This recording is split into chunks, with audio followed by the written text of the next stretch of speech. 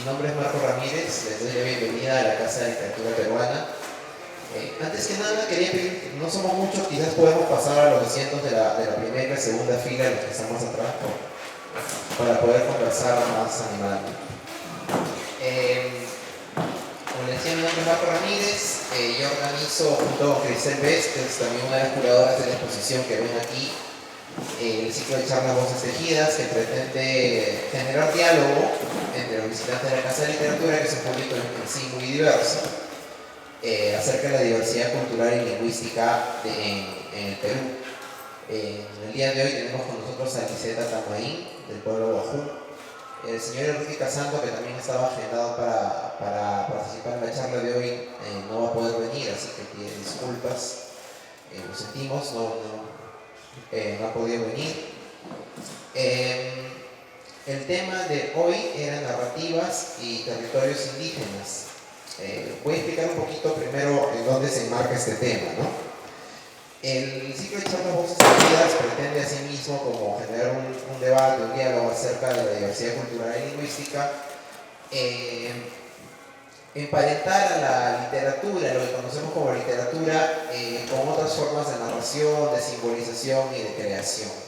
En ese sentido, la Casa de Literatura maneja un concepto bastante amplio de qué es literatura, y eso es una de las líneas matrices de la exposición que ven aquí. En este caso, al hablar de narrativas indígenas, nos hemos enfocado en los pueblos indígenas de la Amazonía, que mantienen estrechas relaciones con sus territorios ancestrales. En esas vinculaciones se sustentan tanto sus medios de vida, su salud, su alimentación, su desarrollo material, físico y espiritual, así como sus identidades y sentidos colectivos. Asimismo, la relación con los territorios de los pueblos indígenas está protegida por la legislación internacional que reconoce sus derechos colectivos. En estos casos, el territorio es definido no solamente como el espacio físico que corresponde a la tierra, no la superficie de la tierra, sino también al universo simbólico, espiritual, que constituye las diversas cosmovisiones indígenas amazónicas.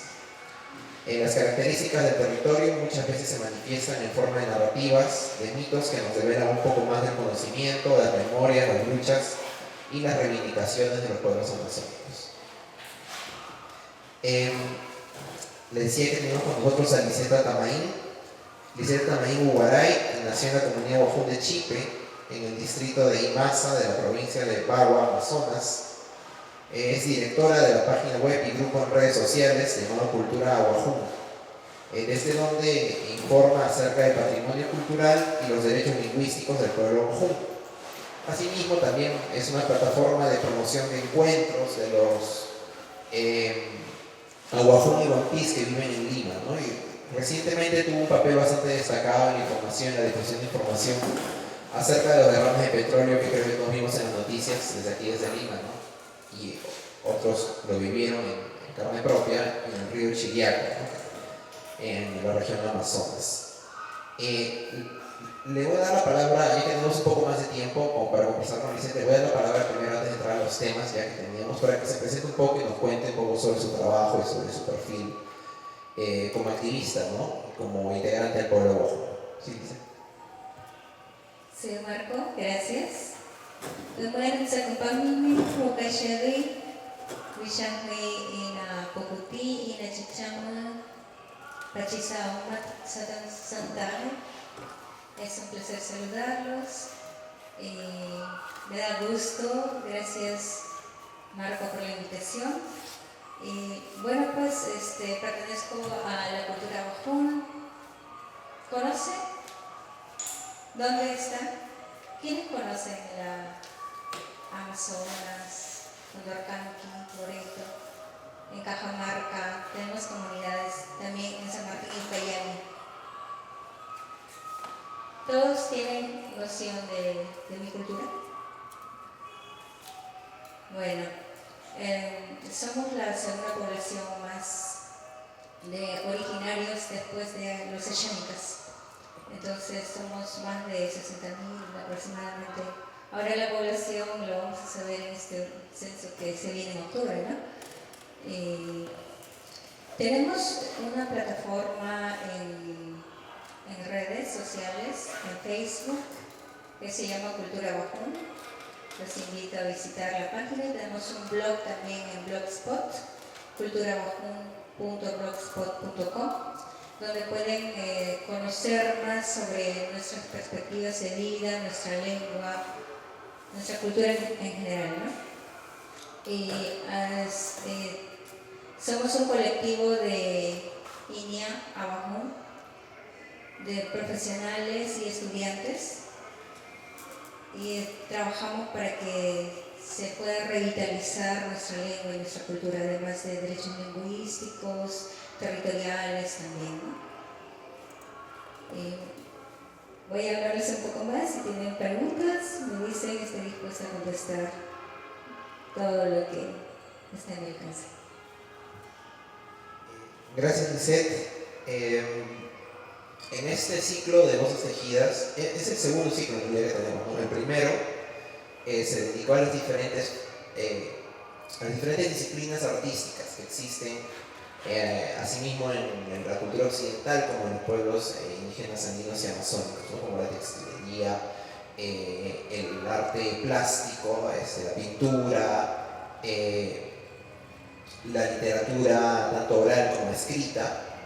Sin embargo, en el ciclo de este año hemos querido emparentar la narratividad, la simbolización con los diferentes problemas y asuntos políticos, sociales y culturales que afectan a los pueblos andinos, amazónicos y afroperuanos. Así hemos tenido, por ejemplo, conversatorios sobre la situación de las mujeres, sobre la situación del reconocimiento del racismo contra el pueblo afroperuano, y sobre su representación en los medios visuales, por ejemplo, entre otros, ¿no? Hoy día nos toca hablar sobre narrativa, sobre el territorio, ¿no? Entonces la pregunta para Lisette es, ¿cuál es el territorio ancestral que sienten como propio los pueblos que conocemos hoy día como Wajún? ¿Qué relatos sobre el territorio existen en el pueblo Wajún y qué personajes aparecen en esos relatos y qué representan? Para enmarcar y responder la pregunta que hace Marco, les voy a contar una historia clásica, no sería historia, sería mito. Un cajo, el hombre cangrejo, un gran guerrero que tenía una tropa enorme y estaba aniquilando a todos. Los seres animales y los cuerpos celestes eran seres humanos y vivían entre nosotros. Nantu, la luna, Huitza, el sol,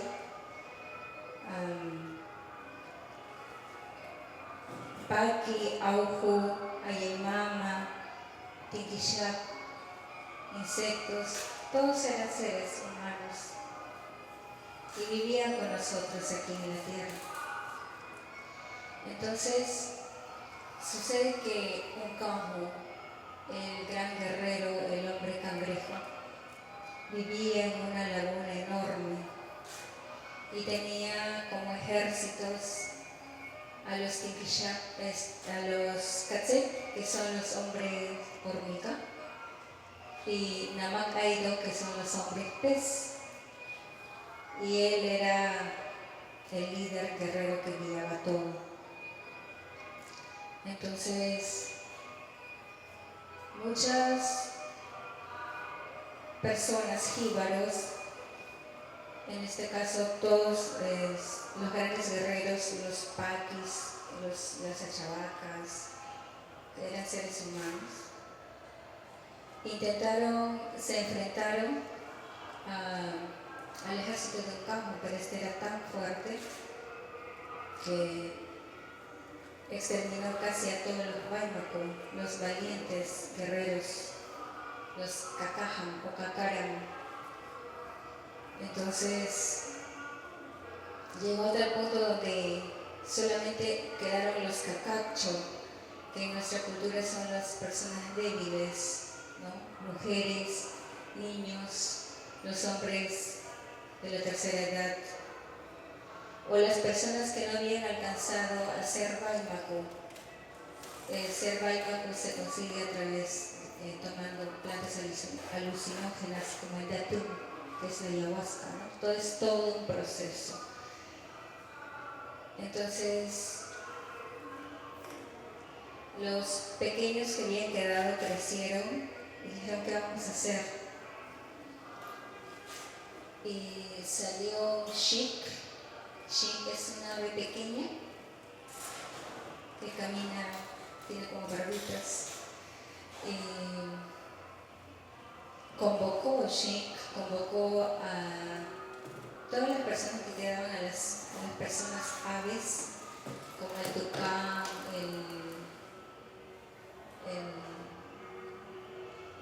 tucanes, armadillos, el ñancuan, que es el armadillo gigante, y todos se reunieron para armar un plan. Y las mujeres que quedaban decían, si nuestros grandes guerreros, los Baimaku, no han podido derrotar, ¿ustedes podrán hacerlo? Se veía como una gran desventaja, ¿no? Entonces, el Shik, que parece una avecita tan pequeña, pero era un gran estratega, mandó a todas las aves para que hagan de espías al territorio, a la laguna donde estaba Uncamu y su ejército. Entonces, reconocieron el lugar y todo, y regresaron y planearon, ¿no? Todos los animales y las aves que saben cavar iban a cavar a la altura del lago para que hagan hoyos y hagan canaletas, y se iba a drenar el lago. Entonces allí podían atacar a Uncamu. Y se fueron todos, y había un grupo de personas ave o animales que distraían y lograron hacer los hoyos, drenaron el lago y saltaron a atacar a todos los hombres pez que estaban en el agua, y también al líder Uncamu, ¿no? Era enorme con sus tenazas, hacía una especie de remolino, y cuando golpeaba sus grandes tenazas provocaba como inundación y mataba a todo el ejército que estaba allí, ¿no? Ahogados, o los distraía y los atacaban, y ya. Pero una vez que drenaron todo este ejército de la tierra, llegó, pelearon, las aves tenían como unos palos filosos,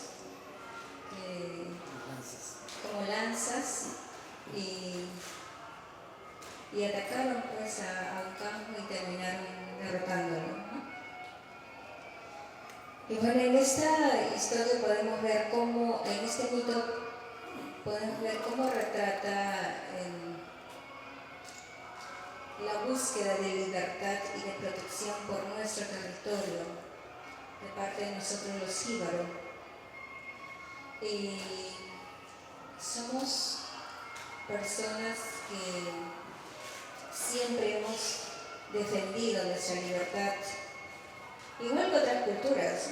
Normalmente nadie quiere estar subyugado y estar sirviendo a alguien superior, ¿no? Podemos ver cómo en este Uncamu encarna, como bien lo dice el antropólogo de cultura bajo Wilson también, encarna muy bien el poder centralizado, ¿no? Lo podemos comparar ahorita con el Estado, ¿no? Y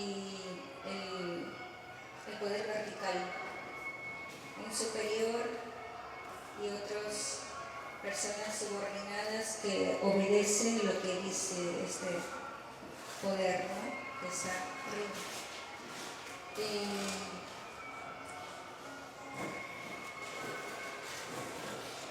Uncamu pues representa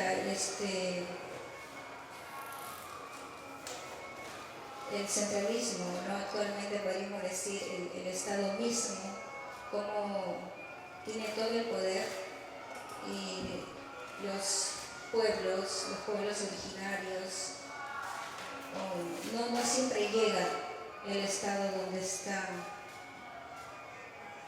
los pueblos alejados, ¿no? Y también podemos ver cómo en nuestra cultura los íbaros nos hemos unido, nos unimos para, cuando hay un objetivo, nos unimos para cumplir, alcanzar este propósito. A pesar de que somos grupos independientes y siempre se ha conservado esa soberanía y autonomía, cuando se tiene un propósito, podemos unirnos e ir hacia ese mismo propósito, ¿no? Es lo que pasó, por ejemplo, en lo del Amazo, ¿no? Todos los pueblos originarios se juntaron de la Amazonía para decir no a los decretos legislativos que nos iban a enajenar, ¿no?, nuestro territorio. Entonces, todo eso terminó en un lamentable 5 de junio, ¿no? 33 muertos y 4 un desaparecido. Entonces, haciendo comparación, este mito nos enseña y nos muestra la perspectiva, nuestro modo de ver del mundo y cómo hemos enfrentado históricamente, aún podemos ver cómo también luchamos contra los incas que quisieron invadirnos, ¿no? Y luego los españoles que llegaron en búsqueda del dorado. Igual, los íbaros siempre unidos vencimos para que no nos sometieran. Siempre hemos defendido nuestra libertad, nuestra autonomía, nuestra soberanía, y hasta ahora lo seguimos haciendo. Y con ese ímpetu luchamos para proteger nuestro territorio, ¿no? Este mito nos muestra claramente cómo nos unimos y lo que significa para nosotros el territorio.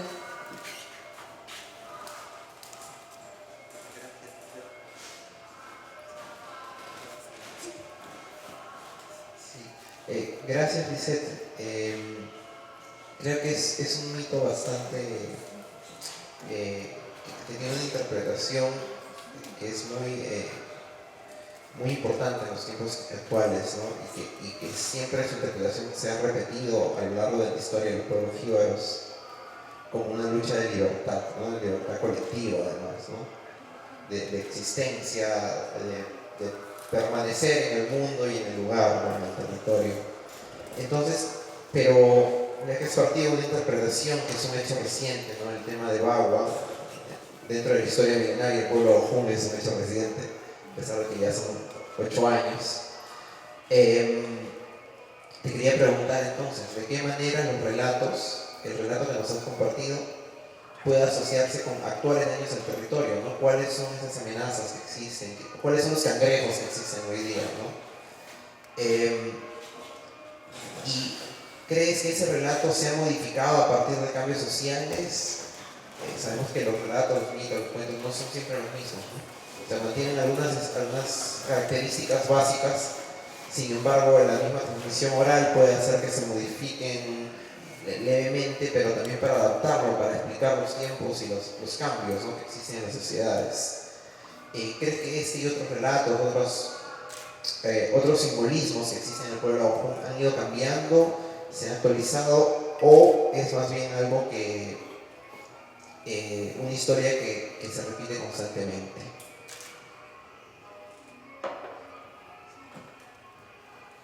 los uncamos de hoy. Tenemos muchos uncamos, comenzando por el Estado que debería protegernos, ¿no? Que ahorita nos tiene el territorio enajenados. O sea, con las concesiones, las grandes mineras petroleras que se han hecho prácticamente lo que era nuestro milenariamente, nuestro hogar, nuestro territorio, ya no es nuestro, legalmente lo tenemos prestadito. Entonces, las grandes empresas petroleras que han ingresado a nuestro territorio han estado contaminando gravemente, ¿no? Por ejemplo, Pluspetrol o el reciente el lote 192, podemos ver los reportes de cuánta contaminación a la tierra, al agua han estado haciendo, y nosotros que vivimos muy relacionados con todo lo que, con la naturaleza, gran parte de nuestro consumo, bueno, actualmente ya sabemos, hemos entrado a la economía, el dinero porque antes no la teníamos, ¿no? Todo lo que las comunidades muy adentro sí la conservan aún. Por ejemplo, comunidades que están a lo largo del río Marañón o por el Cenepa, muchos conservan, viven y consumen de su chacra, ¿no? Yo vivo cerca a la ciudad, en San Martín, por ejemplo, en el Alto Mayo, pero gran parte de nuestro consumo sacamos de nuestra chacra, las yucas, frutas, plátanos, todo lo sacamos de nuestra chacra. El año pasado hubo un gran derrame petrolero, ¿no?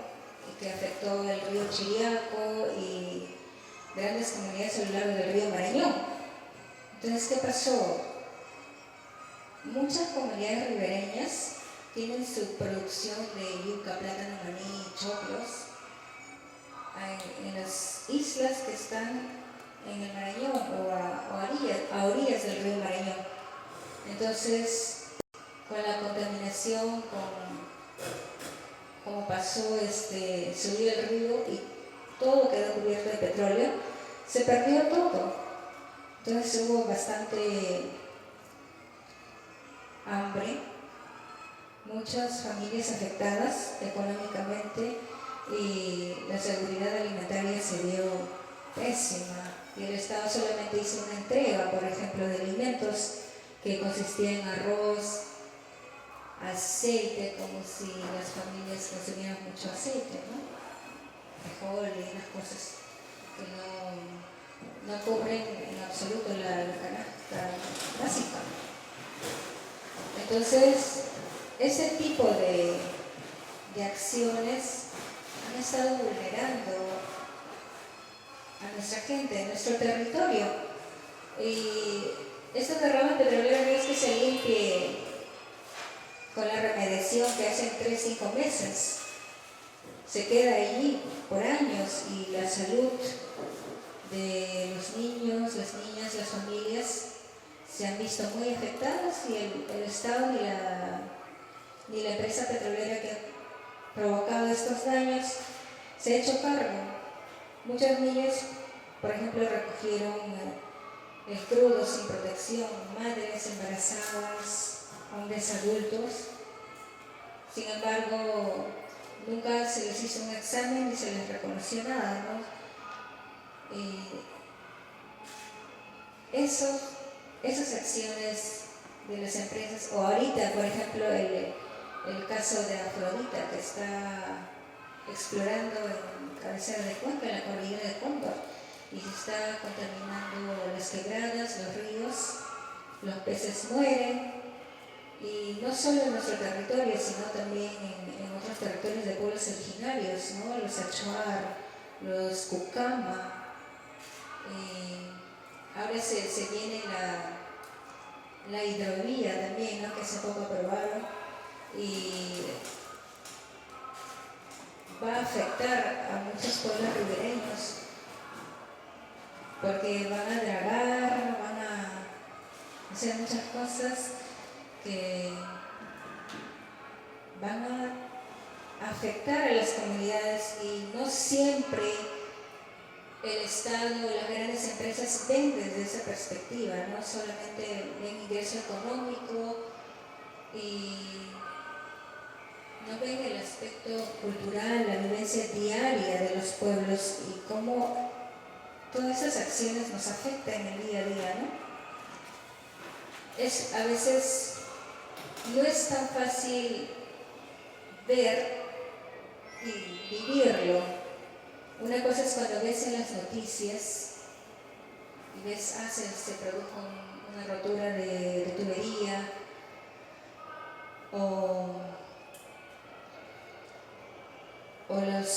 los desechos de los relaves mineros que afectan los ríos, ves en las noticias y no lo sientes, ¿no? Pero las personas que están allí, que no tienen agua, que no tienen que comer, que tomar, cuando los niños tienen hambre y lloran, y toda esa impotencia, esa incapacidad de poder resolver ese mismo hecho de lo básico, lo que es la alimentación, no poder darlos, todo eso vivirlo, no es fácil. Entonces, ¿cómo hacer que el Estado o las grandes empresas tomen conciencia y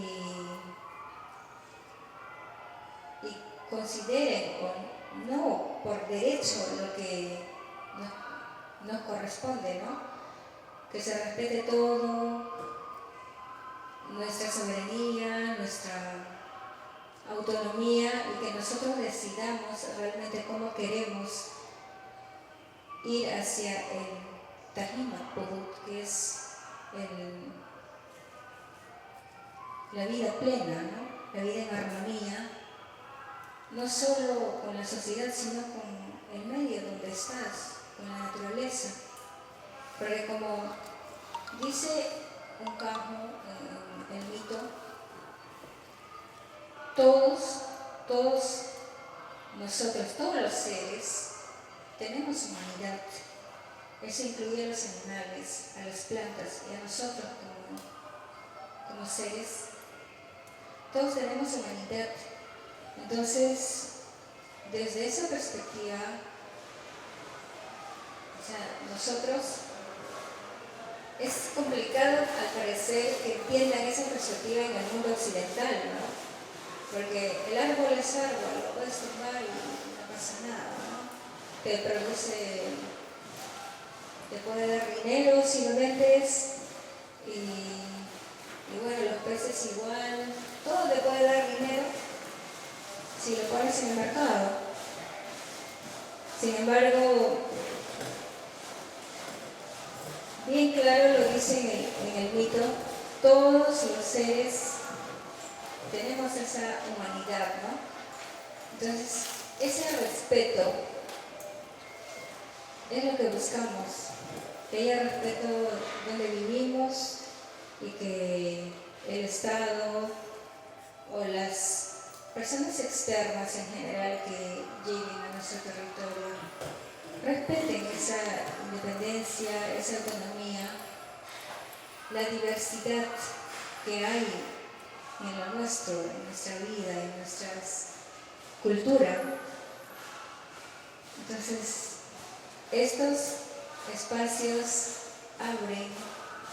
son muy buenos para generar conciencia, para que conozcan un poco más de la realidad de primera mano, de nosotros que vivimos y sufrimos también estos atropellos, estas vulneraciones, ¿no? Que relacionándolos serían pues un gran reto, ¿no? Un campo que no necesariamente pues según la historia del campo se puede atacar, ¿no? Pero creo que estamos para hablar, comunicar y buscar soluciones, ¿no?, a estas problemáticas.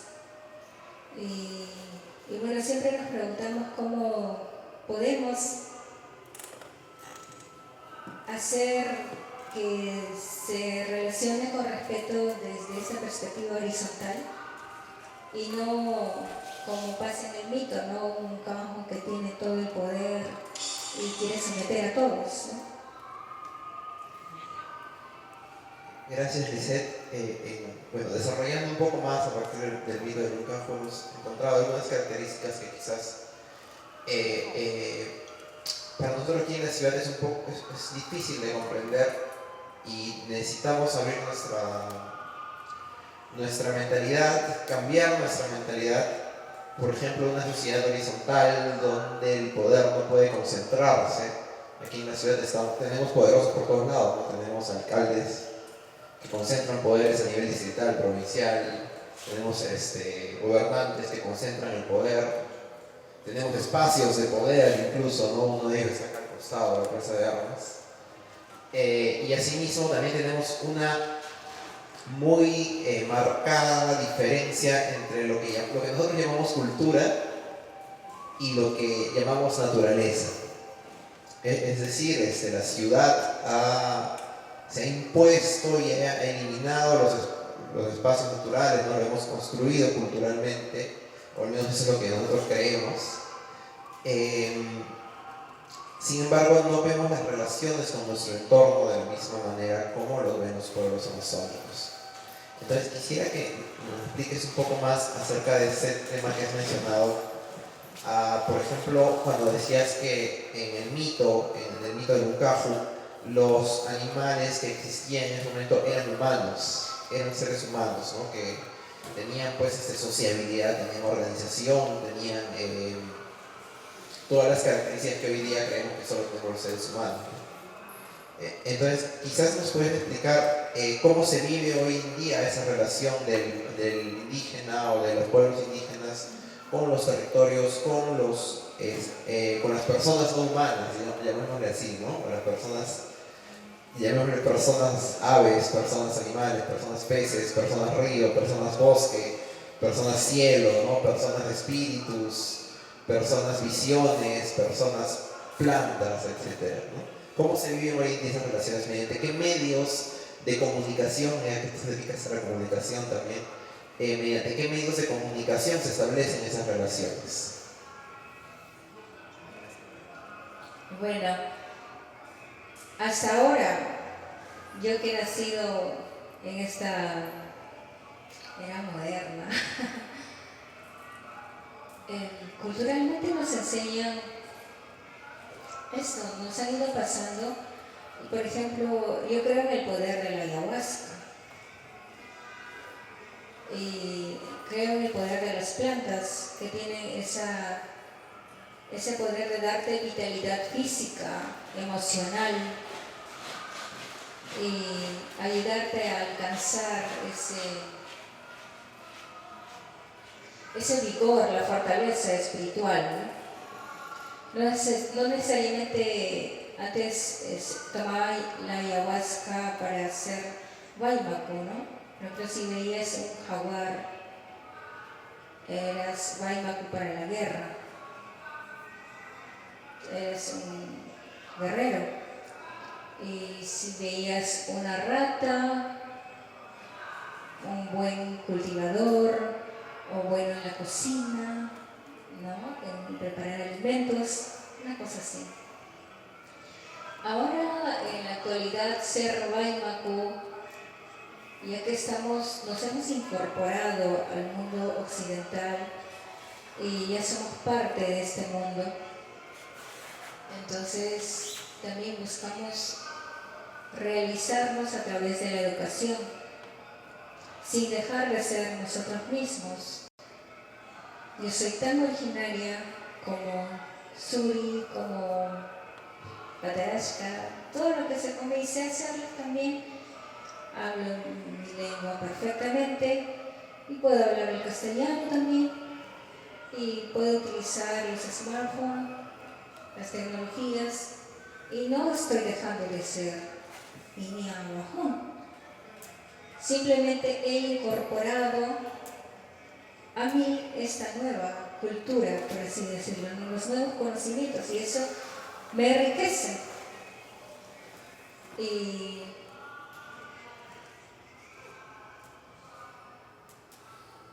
igualmente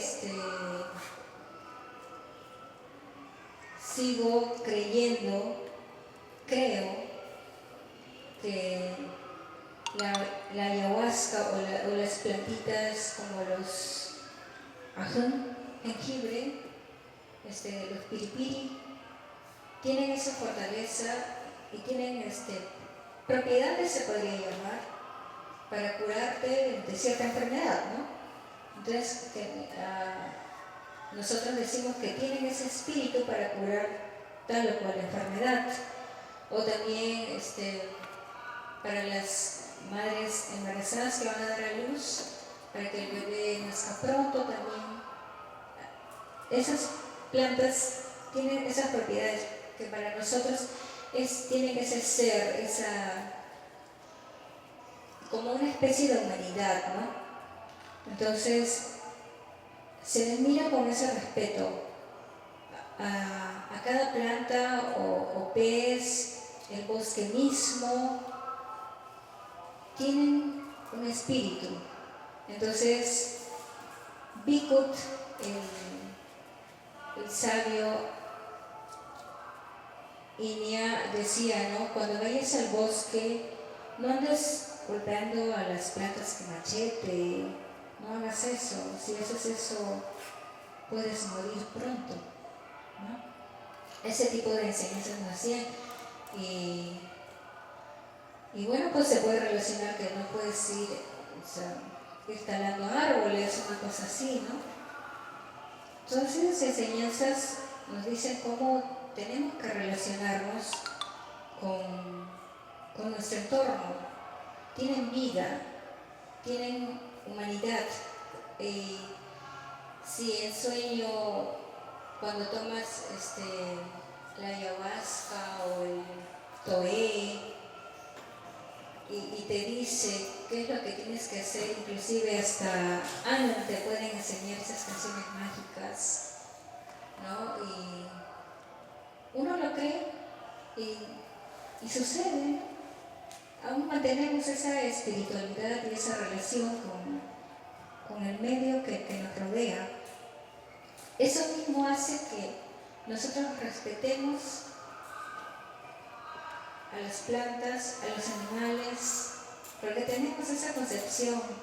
Si tú crees que este ser tiene humanidad y siente y piensa de algún modo como un ser humano, tienes ese respeto, no lo miras como, bueno, solo es un árbol, un animal que lo puedes matar y no pasa nada. Porque hay esa concepción de que tiene humanidad, es donde nace ese respeto por el entorno. Y no hemos visto esa concepción en el mundo occidental, ¿no? Que ven todo, no sé, a los árboles, materia prima, ¿no? Maderables, que puedes tomarlas, venderlas y ya tienes dinero. No lo percibimos a tal punto, por eso es que nuestros padres, nuestros mundos siempre vivieron junto con la naturaleza por milenios y nunca vimos deforestación. Y hasta ahora, ¿no? Recientemente ya con la colonización han ingresado los colonos, que le llamamos los Apache. Y bueno, pues ya hay los que extraen los árboles. Ya cuando vas por nuestro territorio ya no encuentras caoba, no encuentras cedro, todito se lo han tumbado y han sido vendidos, ¿no? Ahora está tristemente vacío ese bosque que antes era lleno de grandes árboles, ahora no existen, ¿no? Desde de que entró pues los españoles, cuando llegó el gobierno, la república, ya ingresaron a nuestro territorio y nos dijeron de un momento a otro que el lugar donde vivíamos, que era nuestra casa, ya no era nuestro. Y bueno, ahorita, en estos tiempos actuales, ya con el conocimiento de nuestros derechos, estamos activamente en lucha para reivindicar todo eso, ¿no? Es una lucha constante y hasta han habido muertes, ¿no? No debería ser así, porque simplemente pedimos lo que por derecho nos pertenece. Es nuestra casa y no es justo que alguien venga y te diga esto no es nuestro, te quito y tú no puedes decir nada. Se llevan todo y encima te contaminan y matan a tu familia. ¿Eso es justo? Es muy triste. Queremos que el Estado, las personas en general tomen conciencia de eso y nos den ese espacio y el lugar esa autonomía, la búsqueda de libertad que siempre hemos luchado por ella, al igual que lo retrata bien claro aquí en el mito de Ocajo, ¿no? Gracias, Lisette. Sí, ahora sí abrimos una ronda de preguntas quizás.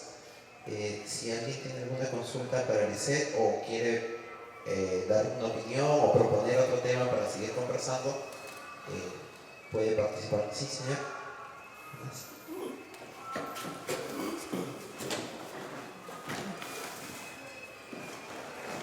Buenas noches.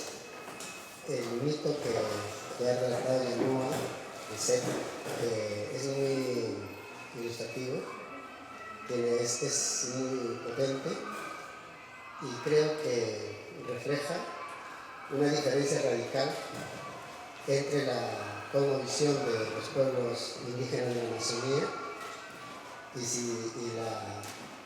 y la mentalidad, ¿no? Y la concepción occidental. Ahí esto de el cangrejo, ¿no? El cangrejo, que es el líder que centraliza todo el poder, el líder omnipresente y que tiene bajo su mando un conjunto de otros personajes.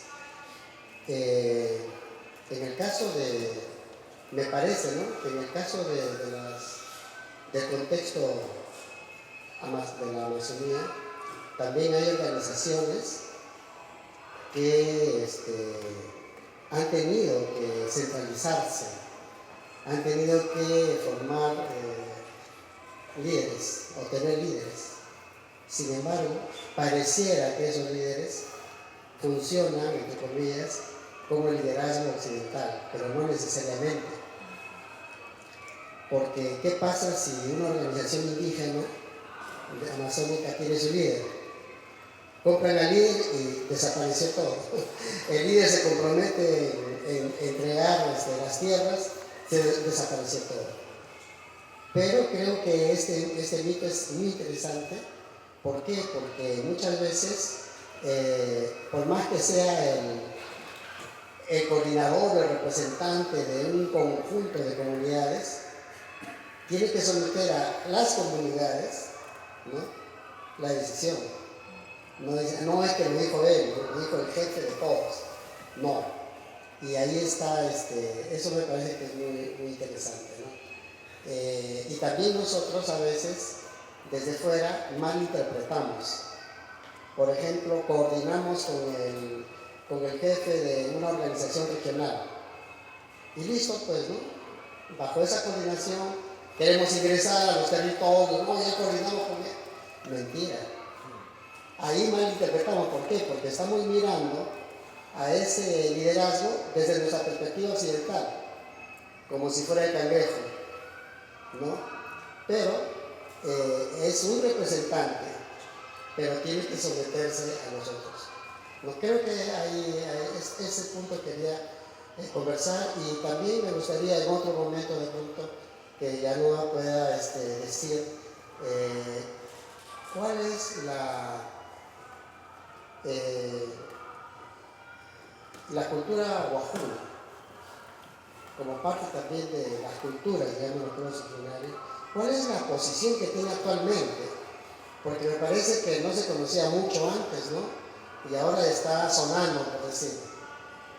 ¿Cuál es la posición y cuál es la contribución para la contribución que pueden hacer las culturas de los pueblos indígenas de la Amazonía ahora, ¿no? Y gracias. Muchas gracias por contarnos este mito tan bonito y tan ilustrativo, políticamente es muy interesante. Yo tengo una consulta acerca de los jóvenes, ¿no? De los actuales jóvenes awajún. ¿Qué piensan ellos? ¿Cómo se involucran políticamente dentro de la cultura awajún, de las organizaciones? ¿Cuáles son los desafíos que ustedes perciben en las nuevas generaciones? Porque siempre hay cambios, ¿no? Hay diferentes generaciones que se acercan o se pueden alejar de lo tradicional, o también lo pueden recrear, como tú bien nos comentabas, que obtenías ciertos elementos de la cultura occidental y lo integrabas para potenciar tu labor de comunicadora de los saberes de tu cultura, ¿no? Entonces, esa es mi pregunta. ¿Qué pasa con las nuevas generaciones ahora? ¿Alguna intervención más adelante? Buenas noches. Quisiera hacer una pregunta muy puntual. Sabemos que el día 22 de octubre de este año se va a llevar a cabo el Censo Nacional y que por primera vez se va a hacer la pregunta de autoidentificación indígena, ¿no? Es decir, se va a preguntar por primera vez en el Perú si uno se considera, ya sea por sus costumbres o por sus antepasados, hecho aymara o amazónico. Y una cuarta opción es indígena original. Y se ha incluido el tema, pues, también como etnias, blanco y mestizo. Mi pregunta concreta es que en este caso la comunidad que representa está tomando en cuenta la necesidad de difundir y de identificarse plenamente en este próximo censo como indígena amazónico, en este caso ustedes, en general, ¿no? Todas las comunidades indígenas amazónicas y andinas que deban identificarse como tal, porque existe pues una tendencia a que lo que usted mencionó, ¿no? Que el indígena que usa celular, que ya no se pone el traje típico, ya no es indígena, ya es mestizo. Entonces eso nos quita un poco de identidad, ¿no? Entonces mi pregunta es esa, ¿no? Si debemos o tenemos el deber de identificarnos esta vez como indígenas, ¿no? Que realmente nos consideramos como tales. ¿Hay otra intervención? ¿Pasamos ya a la respuesta? Sí.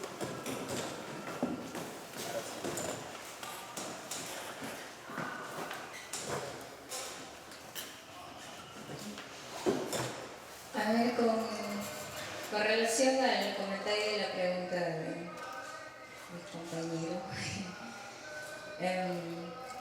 antes como que no sonaba mucho relacionado a las culturas originarias, ¿no? Esa corriente comenzó justo cuando comencé en Cultura Awajún hace 2 años atrás. Hubo también la compañera quechua que empezó a cantar en quechua, covers de grandes cantantes, y en general hay un movimiento en Latinoamérica y también redes de comunicación en lenguas originarias que han empezado a activarse, diría, ¿no? Y a mostrarse más. Y creo que la tecnología, internet está ayudando muchísimo. Antes no había ese alcance de poder, ahora tú entras a Facebook, a Twitter, a Instagram y puedes escribir en lengua originaria, poner fotografías y bueno, todo el mundo lo sabe, ¿no? Creo que todo eso ha estado ayudando y hay bastante conciencia. Y jóvenes originarios, no solo de mi cultura, sino de varias culturas en Latinoamérica, México, Colombia, Chile, los mapuche, Brasil. En este movimiento se ha tomado conciencia de que lo nuestro es importante y también voy a contar mi experiencia en este caso. Me preocupé mucho porque vi que las comunidades que estaban cercanas a las ciudades los niños ya estaban dejando de hablar nuestro idioma, el navajo. Y yo preguntaba qué está pasando, ¿no? Y los padres decían, ¿para qué le voy a enseñar navajo si no le va a ser útil afuera? El Estado, las organizaciones, todos hablan en castellano. Entonces, que aprenda navajo le va a ser útil. No, yo prefiero que se exprese y se desenvuelva y comunique muy bien en castellano, porque eso es lo que le va a ser útil, no hablar el navajo, decían, ¿no? Yo les preguntaba. Y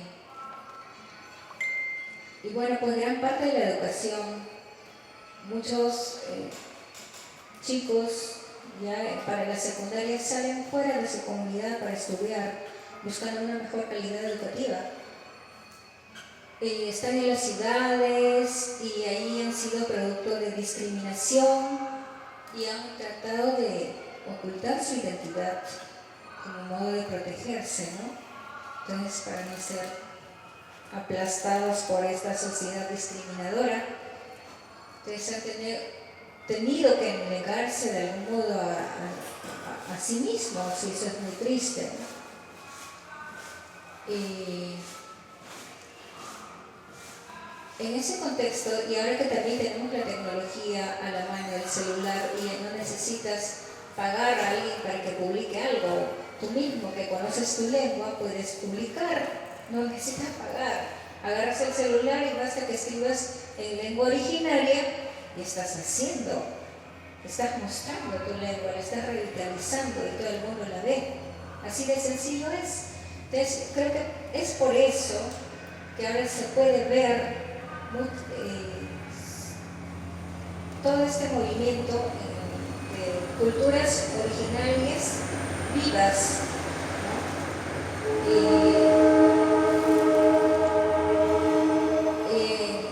El pueblo abajón también organizado y colectivos se está moviendo bastante, ¿no?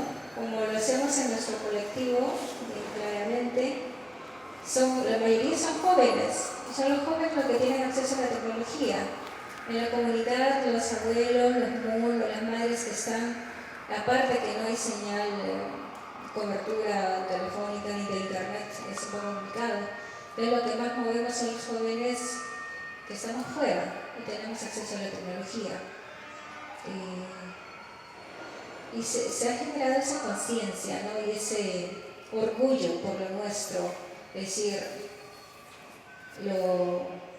mi lengua es tan importante como el castellano o el francés, el italiano, el inglés, y no tengo por qué avergonzarme. Entonces hay un grupo, una corriente naciente, diría yo, de jóvenes, personas que están en este mundo, ¿no? Hay una red inclusive de activistas en lenguas originarias en Latinoamérica, a la que Cultura Abajón pertenece, por ejemplo, y también se están armando redes de comunicación que hacen noticia, comunicación, informan desde la perspectiva de los pueblos originarios. O sea, son personas originarias haciendo comunicación. Entonces, todo este proceso ha ido ayudando para que las culturas originarias y también la cultura abajón, parte de ella, sea más vista, ¿no? Yo creo que es eso. Y con respecto a la pregunta de Mari, los grandes desafíos que tenemos ahorita es que también, a pesar de todo, hay, producto de la discriminación dominante aún, hay jóvenes que se avergüenzan de ser quienes son, de mostrarse como son, de hablar la lengua, que salen a la ciudad y cuando vuelven a la comunidad ya no quieren inclusive comer lo que solían comer, ¿no? Hablar la lengua y negarla. Eso también es preocupante, no es que sea todo lindo, ¿no? Y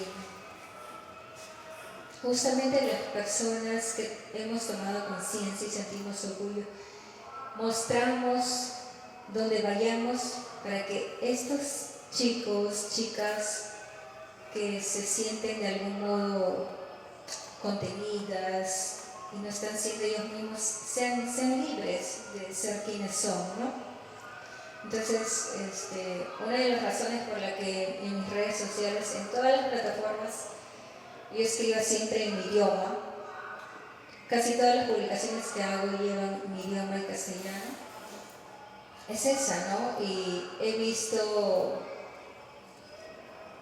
puedo ver, me escriben y me dicen, qué bien que hagas eso, y he visto también que varios chicos que en algún momento nunca se identificaban o podían hablar en lenguas originarias así en público o en redes sociales, ahora lo hacen libremente y no...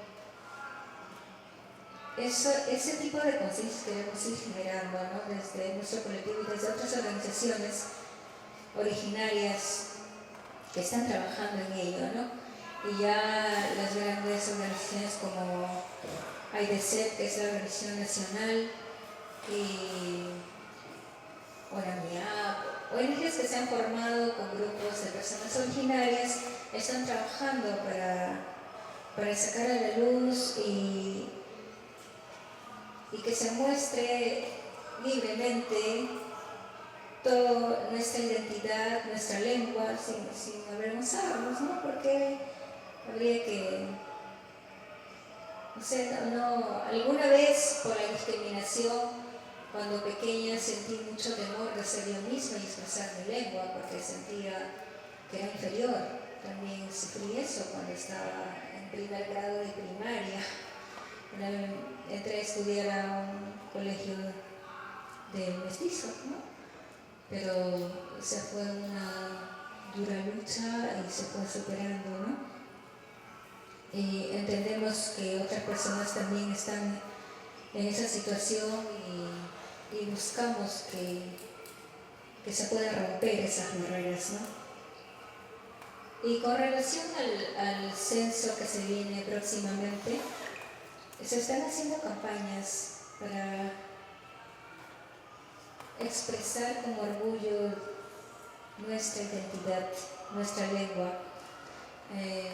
AIDESEP ya se sumó. En Cultura Bajún lo hemos venido haciendo ya desde meses atrás. Si revisan la página pueden verla. Y ya varias organizaciones como AIDESEP, UNAMIAP, la CNA, las Raíces que Cuentan, hay ya varias campañas respecto a esto. Antes que el Ministerio de Cultura la lanzara, ya las organizaciones originarias ya lo estaban haciendo. El Ministerio de Cultura y el Estado lo lanzó hace unos días atrás, la campaña Soy Originario, ¿no? Y bueno, estamos como que a la vanguardia, sí, porque según el convenio 169 dice que basta con que tú te consideres originario a pesar de que no tengas todo no lo vivas totalmente o no hables perfectamente tu lengua, el hecho de que tú en tu conciencia te sientas originario o indígena o que perteneces a una cultura es suficiente. Entonces, buscamos que todas las personas y también se llegue a las comunidades y se genere esa conciencia, ¿no? Porque, como decía, ¿no? Aún por el miedo a la discriminación, muchas personas que están en la ciudad niegan su identidad. Eso es muy lamentable, ¿no? Entonces, con estas campañas se pretende generar conciencia en todos. Gracias, Lisette. Sí, y sobre lo del censo, quería agregar una cosita, ¿no? Que es importante también enfocar esas campañas también en las ciudades, ¿no? Me gustaría por lo menos a mí saber cuántos Awajún hay en Lima, en Chimbote, en Chiclayo, en Trujillo, ¿no? sería interesante saberlo para darnos cuenta que también los gobiernos y la manera de vivir en la ciudad también podría ser de otra manera. Tenemos aquí el ejemplo de los hermanos Chipíos que están en Cantarayo, que luchan por mantener una vida en comunidad en la ciudad, como parte de la ciudad, ¿no? Pero en comunidad. Entonces, siempre cuando hablamos de diversidad cultural, yo siempre me pongo a pensar de que es necesario pensar cómo estos ejemplos, estas prácticas de vida, estos medios de vida pueden ayudarnos a expandir colectivamente nuestros horizontes, ¿no? De sociabilidad, nuestros horizontes de desarrollo, de lo que entendemos como desarrollo, de lo que hemos calificado también como cultura, como gobierno, como política. ¿No? Son todos conceptos que se pueden expandir, que pueden abrirse a otras miradas, que no tienen que estar cerrados y que tienen que ser una sola cosa que se repite constantemente. ¿Alguien más tiene alguna intervención o alguna consulta que quisiera hacer? ¿No hay más?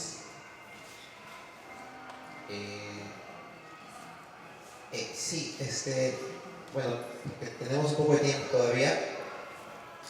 Dice, quería consultarte a partir, por ejemplo, de el tema del derrame petrolero, ¿no? que ocurrió hace poco, y antes del tema del Baguazo. Sobre todo el tema del Baguazo, ¿tú crees que ese hecho fue un parteaguas en la historia reciente del pueblo Bojo, por lo menos?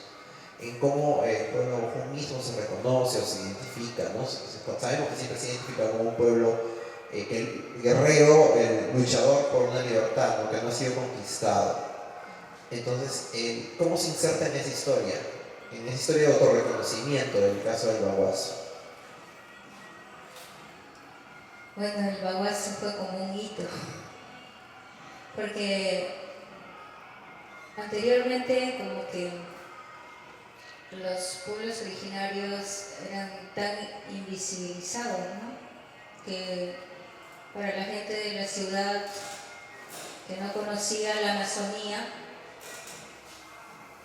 pensaban que la Amazonía solo era bosque, pero no tenían idea de que dentro del bosque habían personas, pueblos, culturas, lenguas, ¿no? Y como el Baguazo hizo que toda esa perspectiva de algún modo cambiara, fue como un choque, no sé, a nivel internacional todo, ¿no? Se vieron las deficiencias, las vulneraciones históricas que habíamos estado viviendo. Yo recuerdo cuando pequeña, por ejemplo, cuando habían derrames petroleros, jamás ninguna autoridad se había aparecido. Y pasaban meses y meses el río Marañón. Yo crecí por el río Marañón. Y peces muertos, en toda la orilla, inclusive en las islas donde sembrábamos nuestros alimentos, todo negro. Y nunca nadie se apareció a hacer limpieza ahí. Y ni la empresa ni el Estado. Y nosotros que no conocíamos qué es el petróleo, no sabíamos lo dañino que era. Nosotros nunca hemos trabajado con petróleo, ni con minería, ni ese azogue que le llaman que es el mercurio, y no se conoce lo dañino que es. Entonces muchas veces se han manipulado poniendo en peligro nuestra vida y nosotros no sabíamos, nadie nos informaba. Y mi madre me cuenta inclusive que mi abuelo y otras personas de la comunidad se iban a pescar y venían cubiertos de petróleo, ¿no? O las redes que dejaban llenas de petróleo.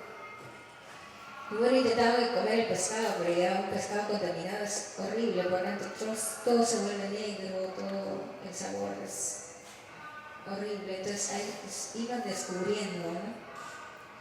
Pero no había nadie allí, una institución que informara, que diga que esto es dañino, que esto es así, que hay que tener cuidado. Nunca hubo. Después, como varias personas que hemos entrevistado en las comunidades, han surgido enfermedades que antes no conocíamos. Dolores en el cuerpo, en la cabeza. Eso nunca lo sentían, nos cuentan, ¿no? Y ahora mueren las personas extrañamente y no entienden qué es lo que está pasando, ¿no? Pero sin embargo, así era, pues, y todos nuestros recursos, las maderas, el oro inclusive, cuentan como personas del extranjero, los mismos jesuitas que habían ingresado a la Amazonía. Leí en una obra de García Hierro donde cuenta cómo se expresaban los jesuitas, o el mismo gobierno junto con los jesuitas sobre nosotros, ¿no? Decían esos chuntos. Son tus chuntos, te los damos ahí, tú como que administras su territorio y a ellos, ¿no? Una expresión inaceptable. Así nos consideraban, pues, hasta el punto que en 2009, cuando nos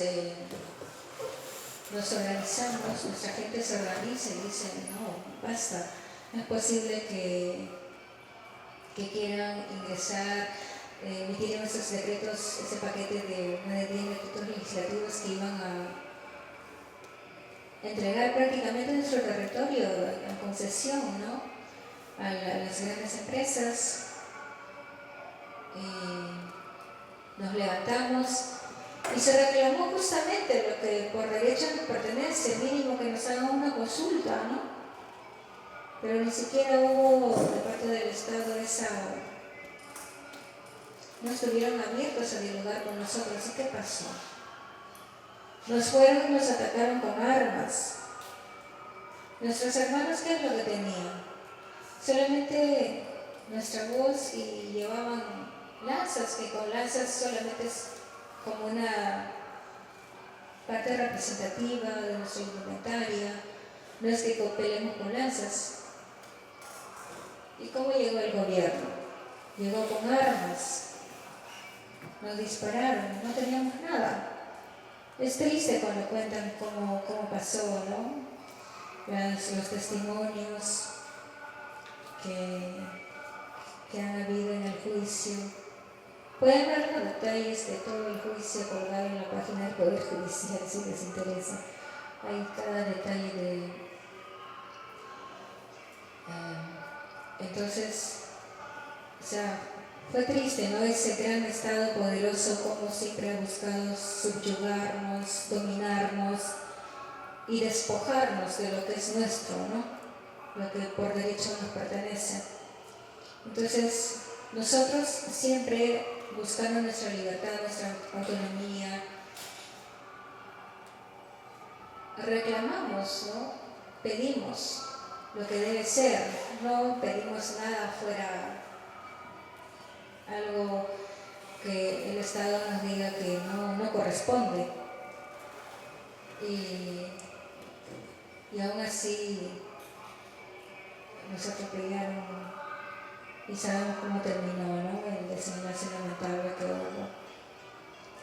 Entonces, ya a pesar de que el convenio 169 fue promulgado y firmado por el Estado desde el gobierno de Fujimori, ¿no? Ya estaba la ley ahí y no querían reglamentarla tampoco, ¿no?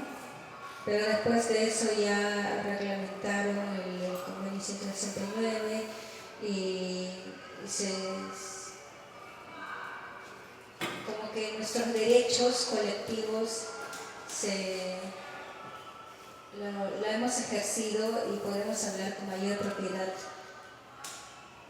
No reclamando, sino pidiendo o que se cumpla lo que debe ser por derecho. No pedimos favores, sino lo que nos corresponde por derecho.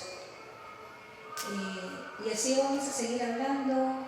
Y ahora sí, gracias también a las organizaciones aliadas que siempre han estado ahí apoyándonos para hacer frente a los juicios o a los reclamos que tienen nuestras comunidades. Y seguimos adelante. Y también la tecnología ayuda, porque puede pasar, como ha estado pasando con la rotura de este oleoducto obsoleto que viene contaminando tanto nuestra Amazonía. Inmediatamente, casi desde el momento que sucede, ya se está informando, y las organizaciones originarias y las organizaciones aliadas también siguen la denuncia, se mueven rápido, y todo eso ayuda también.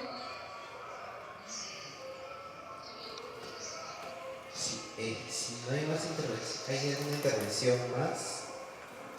Sí.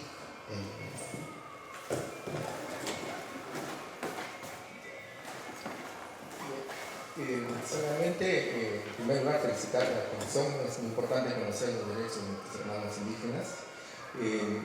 Yo quisiera contarle en un minuto que, tomando las palabras, es muy importante este tema de la identidad, no solamente con las comunidades indígenas amazónicas, sino también acá en las zonas urbanas, ¿no?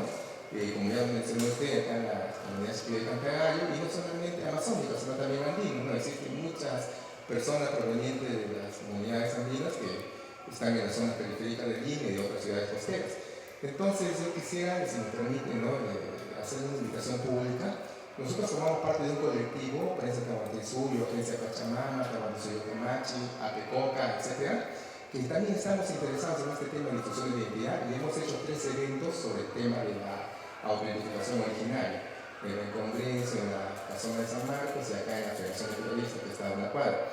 Y vamos a hacer un 4.º evento en la Universidad de San Marcos, sobre la identificación originaria en el censo.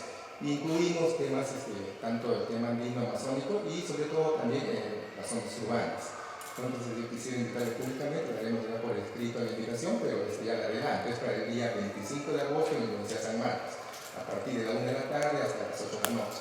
¿No? Ahí ya estableceremos un horario y nos gustaría mucho, porque con los hermanos chiquillos de Cantagallo hemos coordinado y nos han acompañado algunas veces, ¿no? Pues también me gustaría que, en este caso, con el Cantagallo, también nos acompañen, ¿no? Para esta tarea. Le daremos un programa y también los detalles de la conferencia, ¿no? Y que incluye también ceremonias ancestrales, música originaria, no todo eso incluye, tanto andina como amazónica. Muchas gracias.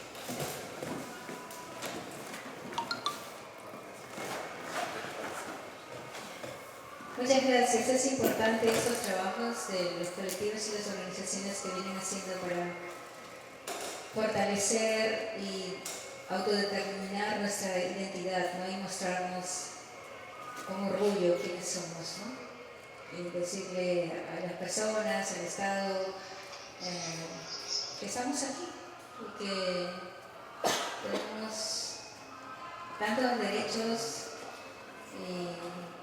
como cualquier otro peruano, que a veces han sido olvidados hemos sido olvidados históricamente, ¿no? Pero ya estamos para darle otro giro y trabajar. Y bueno, pues, se tajiman a todos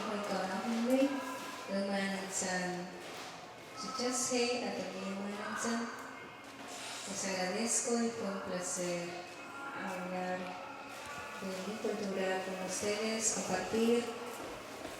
Y bueno, espero que en una próxima oportunidad estemos viendo. Gracias. Muchas gracias.